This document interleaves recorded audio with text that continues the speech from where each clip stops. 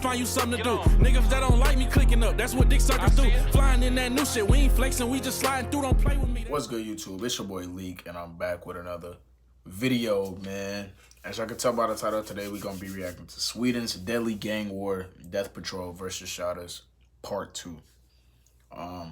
This was the video I reacted to when I said get 50 likes. This one get 50 likes, we're gonna keep it going.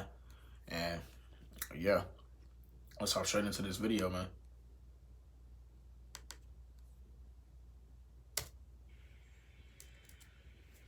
The Swedish hip-hop scene emerged in the 80s, shortly after the birth of the genre in New York in the late 70s, and Swedish hip-hop followed in the b-boy mold of New York hip-hop's original origins. Firstly, focusing on the pre-rap elements of the genre, like breakdancing, with some of these early hip-hop breakdance events in Stockholm showing the world that Sweden could get down with just as much talent as the New York b-boys. But at the end of the 1980s, pioneering rappers like MC Tim had emerged from the country, making history by becoming the first rapper in Sweden to ever drop a 12-inch hip-hop record in the native language. The end result was fairly respectful towards the original hip-hop culture, yet undoubtedly somewhat cringe-inducing if you look back at it these days. Varför har du en kedja runt halsen?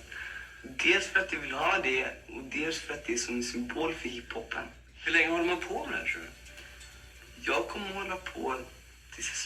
But the early rap scene in Sweden and other northern European countries... Why you say you gonna do it till he stop? What do you mean by that? Elaborate.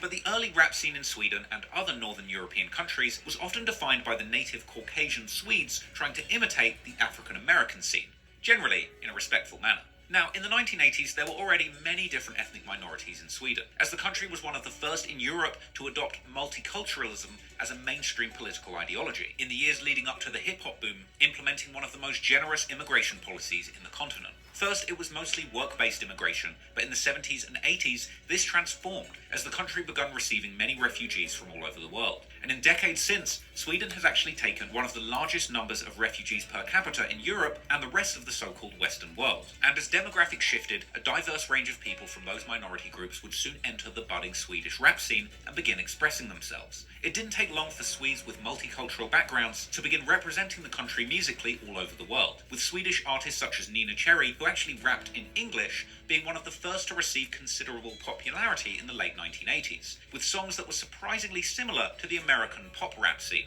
Perhaps in this case, with Cherry's diverse music... Wait, did I see her in a movie or something? She looked like she'd been in a movie before that I've seen. What movie was she in?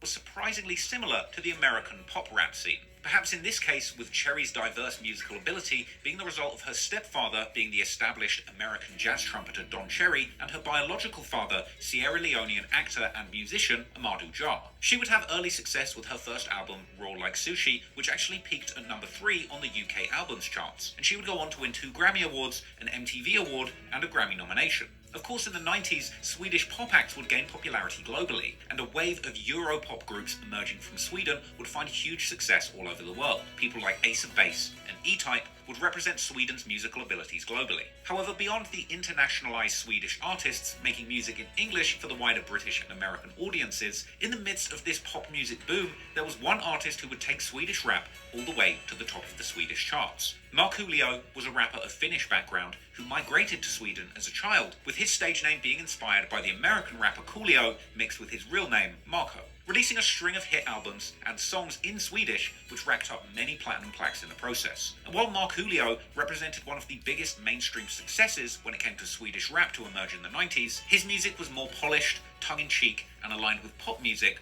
rather than the gritty, authentic, and marginalized voices that pioneered American rap music. Now, earlier in the 90s, homegrown Swedish rap emerged with a more localized style and a connection to their equivalent of the streets. For example, the Latin Kings were a rap group of Swedish and South American backgrounds who made the charts with their 1994 album, which translates roughly to Welcome to the Suburbs, which popularized the use of so-called suburban Swedish, a multi-ethnic youth language adopted by the working-class youth in the country. This dialect was born in the migrant-dominated suburbs in the outskirts of large cities like the capital Stockholm. The name of this dialect as suburban Swedish stems from the fact that unlike in the US, where poorer and marginalized communities are often located in the inner cities, while the suburbs are generally safe places for the middle classes, in some European countries like Sweden, this setting is often reversed, And in Sweden's case, the country had actually built an enormous amount of public housing projects in the outskirts suburbs as part of their so-called Million program in the 60s and 70s. This was literally a political mission to provide 1 million new public housing units, a highly ambitious task which they actually succeeded in. I mean, that sounds like something the UK should do, to be honest. But anyway, it was in these suburbs that many of the new migrants... Why you throw a slight jab at the UK, man? He calling y'all shitter. I mean, that sounds like something the UK should do, to be honest. But anyway, it was in these suburbs that many of the new migrants eventually settled in Sweden, including most of the refugees who had fled there to safety, with many of these refugee communities often struggling with issues like unemployment and social exclusion. This would eventually create segregated neighborhoods where poor working-class migrants would actually become the majorities. And it was in these communities where a new wave of authentic and real rappers began slowly emerging. Rappers whose backgrounds was much more reminiscent to the original oppressed communities who birthed the American hip-hop scene in inner-city New York. One particular artist would actually end up playing a central role in truly popularizing Swedish rap music that was still faithful to the original American scene in style, while still being localized and authentic to the local Swedish culture. That rapper was called Petter. After dropping his debut album in 1998, he would go on to drop 2 albums that topped the charts in Sweden, as well as racking up a litany of platinum-certified top 10 hits in the decades that followed. He would play an integral role in making rap music truly mainstream in Sweden, kicking off a Swedish hip-hop boom at the end of the 90s and into the early noughties. However, despite rap becoming mainstream in Sweden throughout the 90s, also during this decade,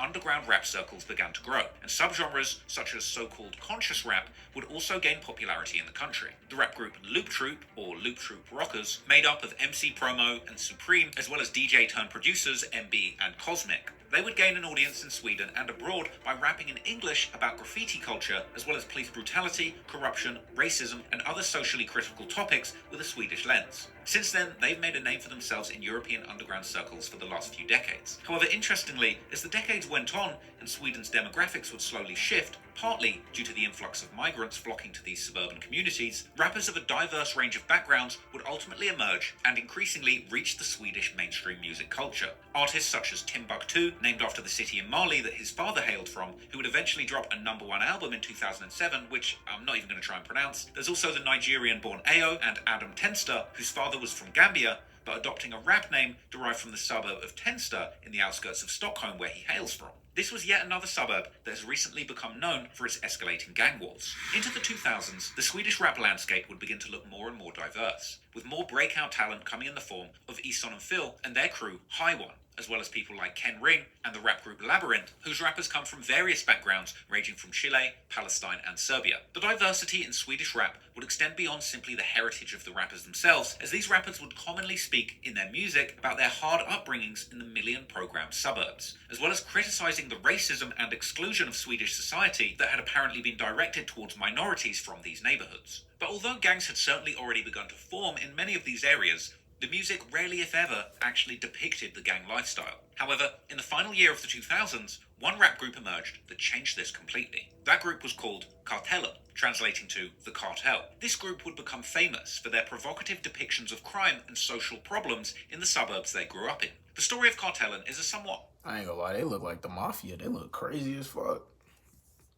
They look like they finna put some shit down. No cap. Depictions of crime and social problems in the suburbs they grew up in. The story of Kartellen is a somewhat unusual one, but to make a long story short, the group was started by 2 lifelong Swedish criminals who were serving long sentences in Finnish prison for allegedly taking part in a murder plot. The group was made up of Leo Kinnusen, which means Chinese, Carmona, of Swedish and Chilean background, and Jan Babyface Ranninen, of Finnish and Swedish background. While in prison, Carmona decided to start a rap group in Sweden that would tell the stories of him and Ranninen, the kind of stories about Sweden's criminal underworld that the country had never heard before in music. These were the true stories from their past lives of crime, including one of the largest robberies in Sweden's history, in which Carmona was allegedly one of the 3 perpetrators in 2002, as well as the murder of one of Sweden's biggest mob bosses of the 90s, Dragan Josovic, whom Ranninen had apparently executed in cold blood during a horse racing event in 1998 whilst working as a hitman. This was an assassination which kick-started a violent Serbian gang war within Sweden. Ranninen received an 8-year sentence for the murder, which he only ended up serving little over 5 years of. An incredibly low sentence that many thought was actually the result of his innocent looks, earning him the nickname Babyface. For the rap group Kartellen, Carmona recruited 2 rappers from their old stomping grounds in the suburbs of Stockholm. Seb Stacks. Nah, bro do got a baby face. He smoked, bro. He smoked the mob boss. And he looked like this. Nah, this dude is nah. That's what you call. He like Stewie. You wouldn't expect it type off Stewie off Family Guy.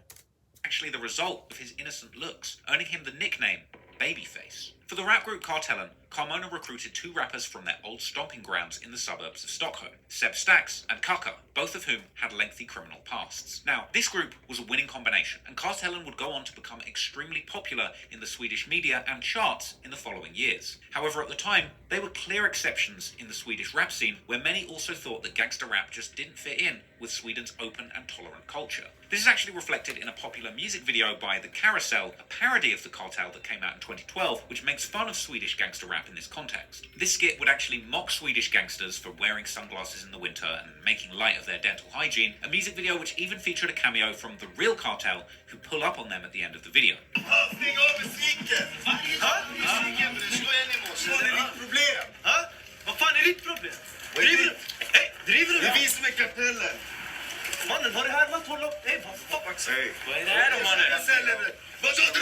Nah, they just got pressed quick. Bro said, hey, what's your problem? Vad fan är ditt problem? Driver du? Det är vi som är Kapellen. Mannen, har du härmat honom? Nej, vad fan? Vad är det här då, mannen? Jag säljer. Vad sa du om fet lina? Now, at the beginning of the 2010s, true gangster rap in Sweden was still extremely niche. However, that would rapidly change after the drill music movement began spreading from Chicago to the rest of the world all around these times, with Chicago rappers' ultra-real and violent interpretation of gangster rap rapidly influencing the Swedish rap scene, as various artists would emerge, trying their best to bring that Chirac energy to Sweden, and showing the world just how real tourist areas like Stockholm could actually be beneath the surface. Interestingly, by 2018, amid the rise in Swedish gangster rap imitating Chicago drill, an unexpected face would enter the Swedish rap scene. The rapper Einar, a wholesome-looking 15-year-old teenager whose mother is actually an accomplished Swedish actress named Lena Nilsson. Although Einar didn't grow up in the public housing projects like most other Swedish gangster rappers, he did grow up in the Stockholm suburb of Enskededalen, where idyllic wooden houses in the south, like ones often seen in travel shows about Sweden, would meet working-class apartment buildings in the north. And these kind of hoods are actually where Einar can be seen hanging out with his friends in early music videos, particularly Enskededalen, or simply Dalen, a small district in Stockholm, which is also where one of Stockholm's most infamous gangs, the Dalen Network, allegedly takes its name from. Despite his mother's success, Einar's childhood was reportedly somewhat troubled, as he claims in his song Youngster with Extra Energy that he and his friends were up to no good from a young age, stealing scooters and selling drugs in school. Eventually, Einar would meet a man called Paki. Now, that's his name. Don't cancel me for that. But he would allegedly be a former leader of the Dalen Network gang who would actually end up becoming Einar's manager, together with another alleged member of the network called Chapo. This street management duo would unfortunately meet a tragic end, when in 2018, Paki would be killed with allegations that Chapo was even responsible, with all of this ultimately leading to a trial where Chapo would beat the charges. With all of this going on, it's no wonder then that Einar himself was going through some difficult times. Einar's problem behavior would have... That's the Paco he been talking about? What? I didn't react until like, at least, I don't even know. I didn't react to a lot of Einar songs. I didn't know who Paco was. I didn't know he was his manager. And a dude who like took him under his wing, who was like working with him. I didn't know that. Dang, he got snaked by his friend? That's crazy. It's no wonder then that Einar himself was going through some difficult times. Einar's problem behavior would eventually cause the social services to take him away from his family for 6 months, but this would do little to change his behavior, and eventually he began carrying a gun and following in the path of gangsters that he had surrounded himself with. However, Einar had also been incredibly passionate about rap music since a very young age, and during these turbulent years of his life, clips would circulate online depicting the baby-faced teenager rapping in the studio and outside in the Swedish streets, with Einar putting the pain from his turbulent upbringing into his lyrics, suggesting that rap had always been his salvation in between spells as a drug dealer, with Einar ultimately inferring that rap music actually made him a millionaire. His career would absolutely explode in early 2019 after he dropped his gangster love song, Katten, or Traktor, which translates to cat in this song meaning a girl from the hood. And he would also drop a music video for the track which was unmistakably gangster despite its romantic undertones. Although there were already some gangster rappers who were already getting popular before Einar, since his success, gangster rap in Sweden has truly become the sound of the mainstream, including rappers with real connections to some of the most violent gangs in the country. And as time has gone on, in the continued acceptance of drill music and culture in the mainstream, Swedish gangster rap has gotten far more violent, with firearms in music videos becoming commonplace, and the gangbanging culture of the suburbs becoming a popular theme of the music there. What's crazy is I didn't react to like every video that he keep popping up right there. That is crazy. Unfortunately, Einar's proximity to the streets would ultimately prove fatal. But in order to understand the deep connections between the music and the streets of Sweden, we've got to take a closer look at the hidden criminal underworld and learn about the real and dangerous gangs operating beneath the surface in what's supposed to be one of the safest countries on earth.